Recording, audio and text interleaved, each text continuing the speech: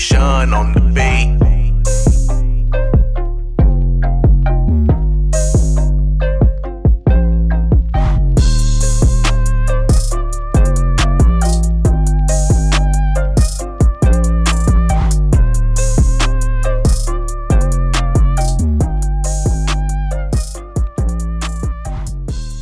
Welcome, everybody. We are tuned back in to another episode of the Sip Talk Podcast. I got a special one out here with me today, Miss Erika SIsk. What's going on? What's up? How you doing? I'm good. Good. Got me a superstar today. I wish. Yeah. I wish. Erika, I'm glad you came on the show to support. I really do appreciate it. Nah, I appreciate you taking the time out of thinking about me. Oh, yeah. Asking me to do this interview. Honestly, truly, this is the first interview that I've done as far as not a newspaper or anything local, so I'm excited. Oh, yeah. Me too now that you said that. First. I'm excited. Oh, yeah. We're going to start the interview off. I started my interviews by asking mental health check-ins. So I want you to rate yourself, what type of day you're having today from a 1 to 10. I'm on 10. You on 10? I'm on 10. I woke up this morning. We had weights this morning with the team. Went in the weights, watched the girls attack it, came home, got a little rest, and now I'm here with you. Yeah. Excited and blessed for this opportunity. So I'm always on 10. You're always on 10. I like that. So what are you looking forward to with the team this year? So my role right now is I'm a grad assistant with the OleMiss women's basketball. I work with as far as the player development side, which is big on, again, just working with the girls on the court as well, trying to build a relationship with them off the court. Mental health, I feel like player development is bigger than just on the court. It's about making sure the girls are mentally prepared and ready to go for practice or for games for Coach Yo. And so that's what I kind of do every single day. Yeah. My expectation of what I'm looking for this year is just seeing a great, successful basketball team continue to grow and continue to reach the potential that they have. I work under Coach Yo, as y'all know.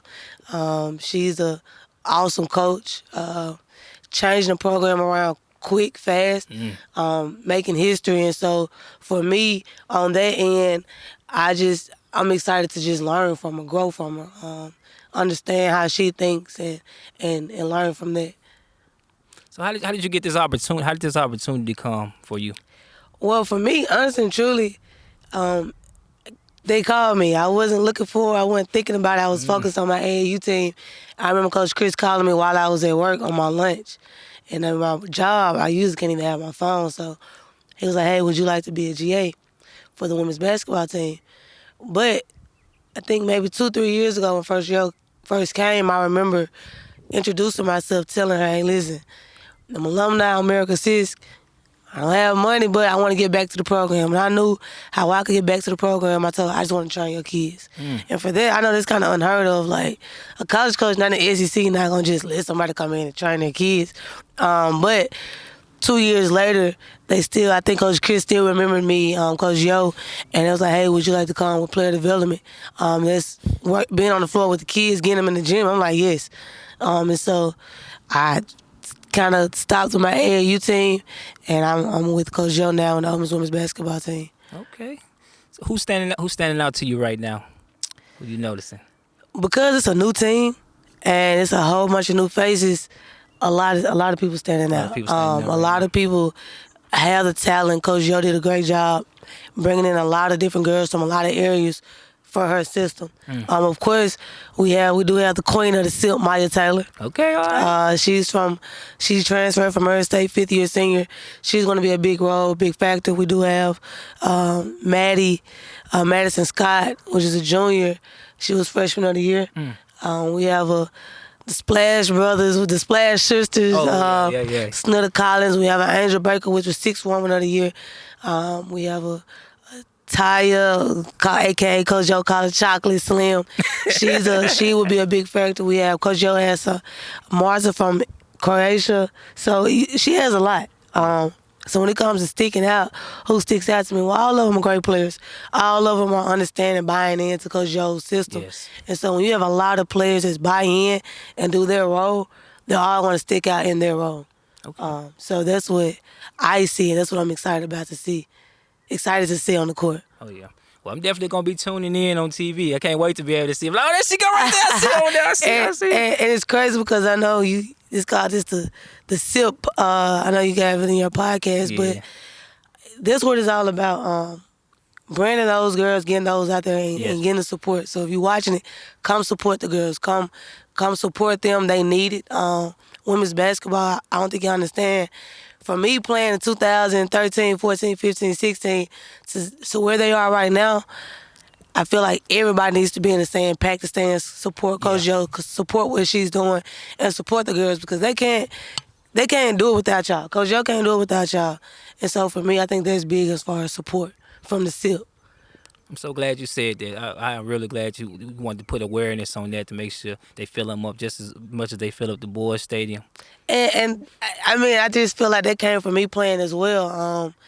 I don't understand how if the boys played on Friday, it's packed. And if the girls play on Saturday, you don't have that many people. But if you look at the record and you see what Coach Joe is doing, how she's changed his program, you would think the stands would be full and sold out.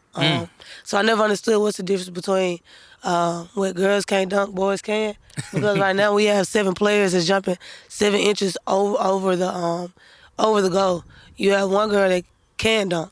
You have 7 of them that can touch the rim. Ooh. So why you don't want to see that? What's the difference? Hey, we just gotta bring that aware. All it takes is a couple people to get this, everything started. That's all it takes to get that ball rolling. Correct. All right, let's take it back to the beginning because I really want to know what started you playing basketball. I started playing basketball when I was 6 years old. My dad, my mom was a great influence. They were always on me, hard on me, and I just fell in love with the game. And so I was always in sports. I played basketball, I played soccer, which in soccer we went to the World Series. People don't know that. Yeah. I was real good at soccer. I played softball. We went to the World Series. I was real good at softball. I played volleyball when I was in middle school, high school. I think I did high school. I ran track. So I did a lot of sports to stay active. Yeah. But growing up, basketball is what I fell in love with. The only reason I did track was because Coach Al, which y'all know, she was a great coach for the Oxford Middle School team. She made me run track. She said, if you gonna play basketball, you have to run track. So that's why I got into running track. But it started at the age of 6. I fell in love, and I knew then if I wanted to get to the next level, I had to start now. Okay. So who's been your biggest supporter over the years? My biggest supporter has been my parents. Your parents. Right now, mostly my mom. My mom is by far the biggest influence, the biggest supporter. I still play right now on Sundays in Memphis, and she got game league just because I still want my mom to see me play. As long as I have the ability, the strength, I'm gonna play for her. I was playing overseas, could still be playing overseas to this day, but I did not. I stopped, put that on hold. I stopped for my AAU organization. I fell in love with the kids, so when it comes to support, it's gonna be LaShonda every day, all day. Let's talk about the overseas real quick. I want to touch on that a little more.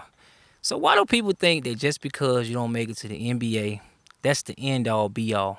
Tell them people about what the overseas life is like. I feel like they don't understand that just because a lot of people I know from this area haven't played overseas and haven't really just, if they did play, came back and tried to give back to the community. And so if you don't know what you don't know. Yeah. And so if nobody's expressing it to them, explaining to them, the only thing they see is what you see on TV, which over here in America is WNBA, NBA. Yep. For me, I was the same way. I want to go to the league.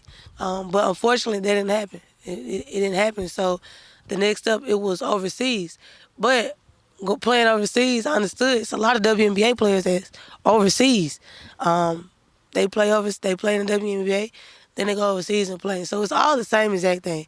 Honestly, truly, kids don't know that you make money overseas. A lot of money. See. I was over there. I was able to see Stephon Moody when I was playing, which he played here at OleMiss when I was playing. My teammate Taylor Manning was 45 minutes away from me when I was overseas. But playing overseas, to me, when people ask me, it's like the life. It's different. They're very laid back. Best thing about it is tax free. Woo. So you get paid by just here goes some cash in the envelope. Oh man. Here's your salary. But playing overseas is difficult as well. I know you talk about mental health. Mm-hmm. I was at my worst when it comes to mental overseas, and people don't know that. And that's just because you have to balance out being in another country, miles away, where if something happens to you, really don't nobody know you. You don't speak Greek. I didn't speak Greek, so they don't understand what I'm saying. I can't call my mom, dad. I can't call anybody to come to my rescue. And so playing overseas, it helps me to it helped me to become tough. I grew closer to God because I had to. Yeah. Because it was days I was lonely. I was sad. I didn't have nobody around me. I didn't have family on Thanksgiving, December, Oh man. my birthday. I had to celebrate it by myself or with people that I don't even know. And, only going to be around for a few months. And so, that's when you have to stay focused and understand your job and what you're there for and embrace the process. And so once I started to understand that, that's when my mental became a whole lot better. I was no longer depressed, sad. Yeah. I had to understand, like, what you depressed for? This been your dreams. Like, this is what you wanted to do. Yeah. You wanted to play at the pro level. And so it definitely was a life-changing experience.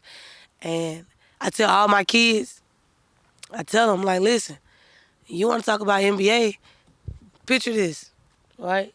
Overseas, I'll say for the boys, let's say they'll say, hey, we'll pay you $4,000 a month, right? Mm-hmm. 4,000 euro to play for me.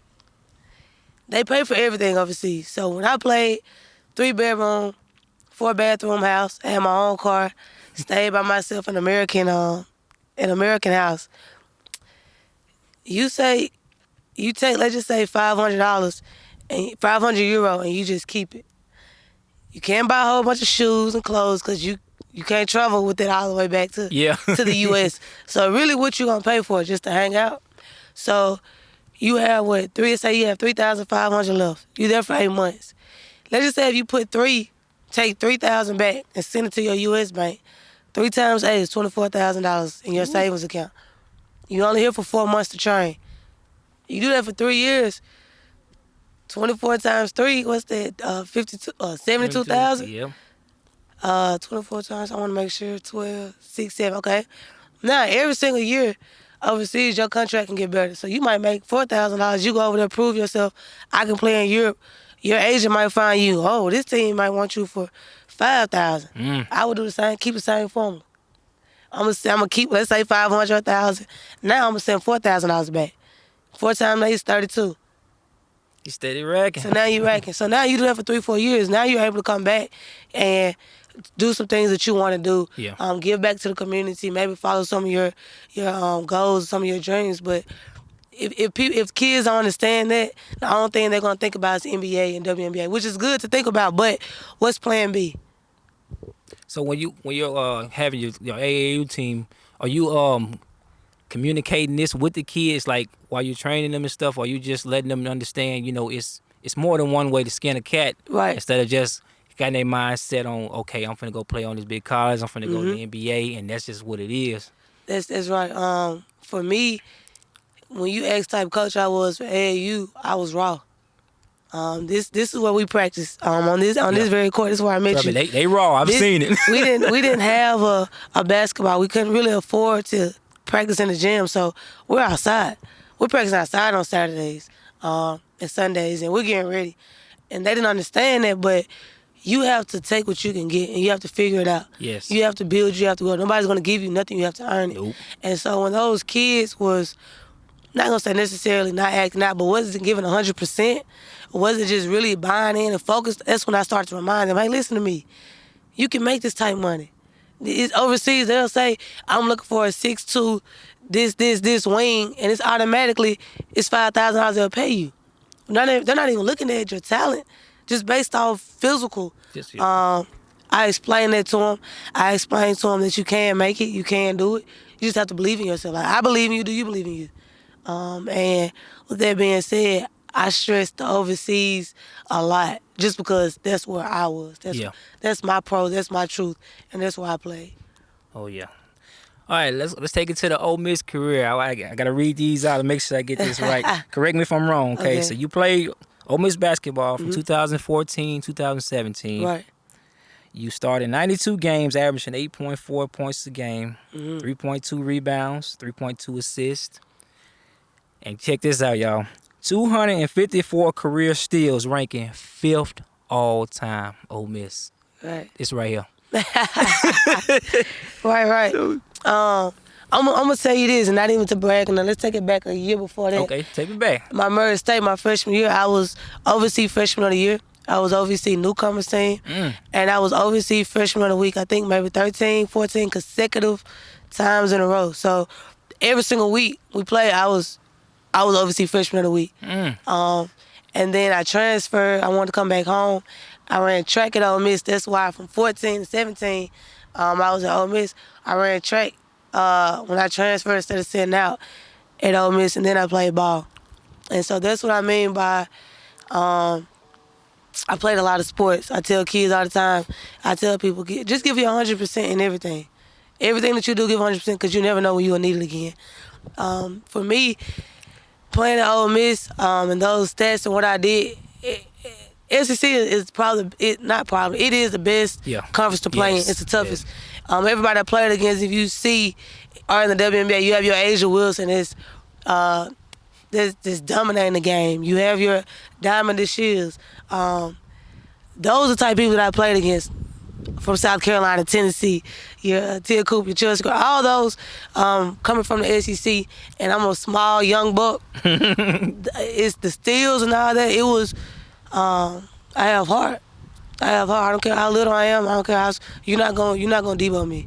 I'm gonna do what I can to help my team be successful. Yeah. And I think that's why I played a lot in those steals, just because I wasn't gonna stop. Oh, yeah. I wasn't gonna stop. All right, I got a 2-part question for you. All right, I want you to tell me about the toughest offensive player that you had to guard, and then the toughest defensive player that you had to score against, if you remember.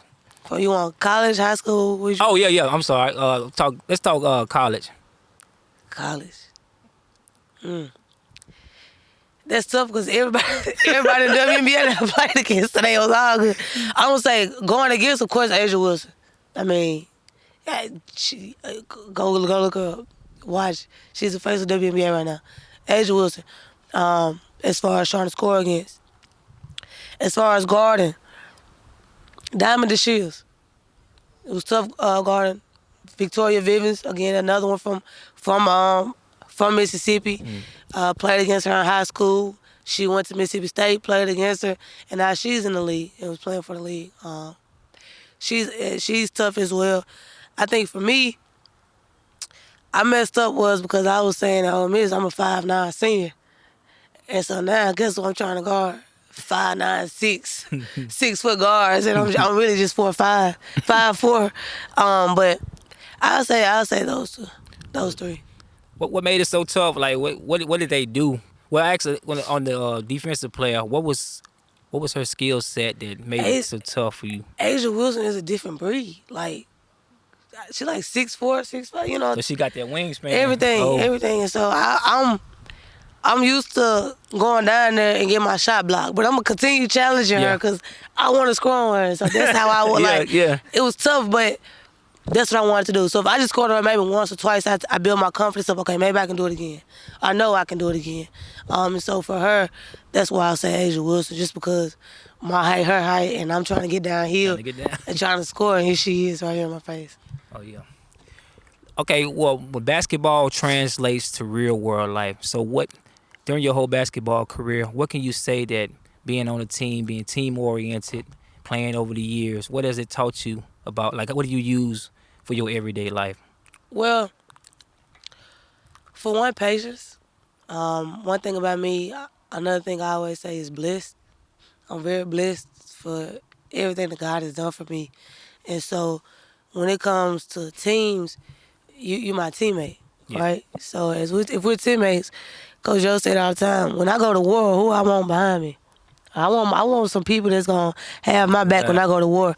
And so with that being said, I took that and I took it to the reality to where you do have to have patience in the world. Nobody's gonna give you nothing to eat. You gotta earn it. patience right now. I want to be a college coach, but it's taking me forever. Like, why? Patience. Understand the process. Playing, meaning when you're playing and you're on a team, you have your summer workouts, and then you have your official practice, and then you start playing games. But you just don't build a team and then now you start playing Yeah. in the SEC against coaching against a Don Staley. It's not gonna work like that. You gotta crawl and you gotta build, and so that's something that's been sticking with me. I'm big on loyalty, and I'm big on loyalty because as a teammate, we have to be loyal to each other. Like, if I'm gonna put in the work, you gotta put in the work. Yeah, I can't slack and you give 100%. Like, we're not giving 100. Yeah, exactly. And that's another thing. 100. That's something Coach Joe always says as well. 100. And I think that's very important. And me playing pro overseas, what helped me was, I'll never forget, I was averaging 17 points overseas. I thought I was okay. In Greek, my coach said, excuse my language, if you don't score 20 plus points, I'm gonna send your ass back to the United States. And I'm just like, in the middle of the game, and I'm looking like, okay, that's embarrassing if I get sent home. Yeah. And everybody gonna be like, why you back? Why you back? Oh, well, I didn't perform, So I gave 100%. I started putting in more work. It was like a wake-up call to, hey, you got to put the work in. Like, he believes that you can put in 20, you got to believe it. And so that's where I am now in reality, to where I have to continue putting the work in. It's people that believe in me. You asking me to come out here and do an interview. You believe in me. I gotta believe in myself. I gotta understand who I am and what I'm doing, and give it 100% in everything that I do. Oh, yeah, I understand that. Okay, everybody knows that wins are wins, but losses are also wins, too. So I want you to tell me about one of your biggest failures in life, and just tell me what you learned from it, and how is it helping you today? And it's just with basketball. I'm gonna say it can be with OleMiss winning championships. Like, I won a championship for high school, and that was because I took over in high school. It was my senior year, and I knew I wanted a ring. When I left high school, I left with 4 championship rings. Basketball, I went 34-0. I didn't lose a game. And then track, I won state 3 times. The first time was in Oxford history that the girls won state. I held 5 state. I held 5 records at Oxford High School when I left, and I was jumping out the pit at Oxford High School. I did triple jump. I was also Gatorade Player of the Year for track. Wow. So my biggest accomplishment was track when it comes to high school, what I was doing. But when I look back, I'm like, you won 4 state in 2 sports, but you get to OleMiss and you didn't win. You get overseas, you didn't win. I felt like I failed. But I won because I learned from it. Yeah. So now with my AAU squad, I'm coaching, and it's my first or second year. I want a championship. I want a trophy. Like, I don't care that y'all been coaching for AAU 10 to 14, 20 years. I know what I want. So as I started coaching my AAU squad, I had to figure out, how can I make sure I win? Like, whatever I'm doing now, I want to win in it. I didn't win overseas. I didn't win in college. That's over with. So now that's continue to grow. What can I win? And that's where it is. Where AAU, I won a championship. Yeah. My 8th grade won a championship. My 6th grade team won. My 6th grade won a championship. My 8th grade team won a championship. My girls team won a championship. So out of 5 teams, I got 3 tournament championships that we won. I did it. So now my next goal is, okay, how can I help Coach Joe win? And it's a championship, whether it's a Thanksgiving tournament, whether it's the SEC tournament, or it's a national champion. I want to be a champion because I've done it before. I know what it takes. I know the type of mindset. I want to do it again. Like, I don't want to fail at that again. So in everything I do, I want to be a champion, whatever I'm in. And so that's how I learned from that, from those losses. Oh, yeah, so you striving for perfection on everything. And I'm gonna say with perfection, I know everything won't be perfect, but how can I grow from it? How can I build from it? And that's something that, I tell Coach Joe, every single day for practice, I just try to find a positive. Yeah. And we can have the worst practice or a bad practice, but if I can find one positive out of somebody or out of a kid, out of a coach, anything, I feel like that's a plus. Like, okay, now we can continue to add, we continue to grow, and I feel as you continue doing that, that's where you're gonna get to where you're gonna do, and you're gonna do a lot of pretty good things and amazing things, and that's what Coach Joe's doing with the program. She's changing around. Oh yeah, we show nothing but the best. We know perfection is coming. We know excellence is coming in there. I appreciate it. So when you dealing with these kids now, so everything you learn, so how are you able, like, you know, kids, their attention span, you know, they be everywhere. So how do you keep kids from basically traveling down and like keeping them from going to certain pitfalls? Like what are you gonna do? Well, for me, for those 2 years, it's all about relationships. All my kids, I build a relationship with them on and off the court. Anybody that I train, anybody, and since I've been back, I've probably encountered over 150 kids. Wow. From second grade to high school, just by my camps, my training at OPC, my AAU. I give back to the community in Water Valley. I hosted a camp for free in Water Valley to give back to a park. Yeah. And I was like, don't pay me nothing. You charge what you want. Use that money to give back to the kids. So I don't know. I just build a relationship with them. If they're playing football, I'm there. If they're playing softball, send me a schedule, I'm there. Just showing them. And how I help them stay out of the pitfall is I remind them of their goal. Yeah. Like, this is something that you want to do. Like, I'm here to help you. You making this decision, is this really gonna help you get to the level that you're trying to get to? Yeah. And you need to listen to me because I've done it. But I want you to be better than me. So the mistakes that I made, the days that I took off, I don't want you to do it. Exactly. And so with that being said, building relationships with those kids, my girls team at AAU, parents will say, Erika, when you walk into the gym during the game, it's just like they change. But it's because they know what I expect. Yeah. They know what I mean business. They know I want to win. They know what my goal is. I want to win a championship. And so just continue, like I said, continue building a relationship with their parents, with schools. A lot of schools will tell me, hey, our principals, your kid's showing out. You know, one of your kids got in trouble. And when I get on the phone, it's just like it's a whole different kid. You know, it's like it's a respect thing. Yeah. Parents will call me and was like, hey, so-and-so showing out, so-and-so showing out. And you would think somebody else on the outside would be like, okay, why they parents just won't handle them? But when they call me and get on the phone, yes, ma'am. No, ma'am. Yeah. You right. And then the parent be like, hey, E, I haven't had no problems in the last 2-3 months. Because they don't want to disappoint you. That's what it is. Right. And it's just about relationships. Like, how do you build a relationship with these kids? Because that's what's big right now. Yeah. Especially in today's world and society.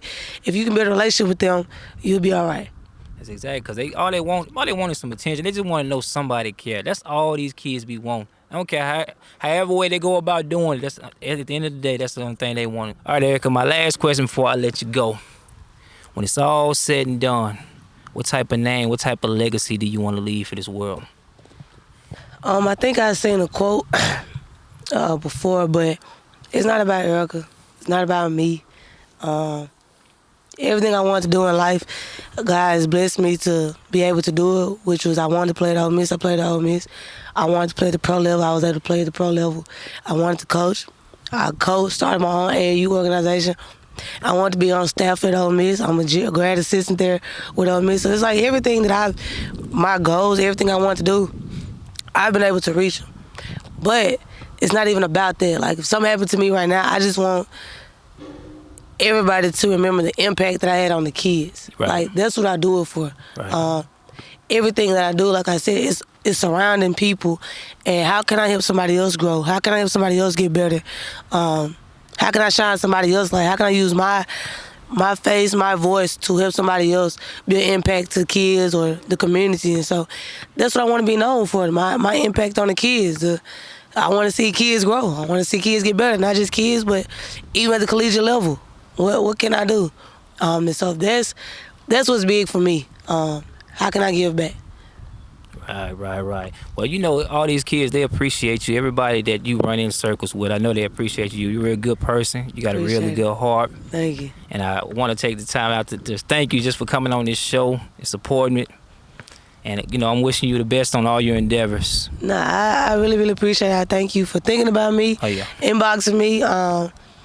And again, anything that I can do to help, anything I can do to help you be successful, help you get to the next level. Okay. Whatever I can do, I'm willing to do it. Oh yeah, I appreciate that. I appreciate that. Oh yeah, we in this together. We in this together. For sure. All right, y'all. Y'all just tune in to another episode of the Sip Talk Podcast. I appreciate you for supporting and watch this episode and subscribe to the channel. Thank you. Let's get it.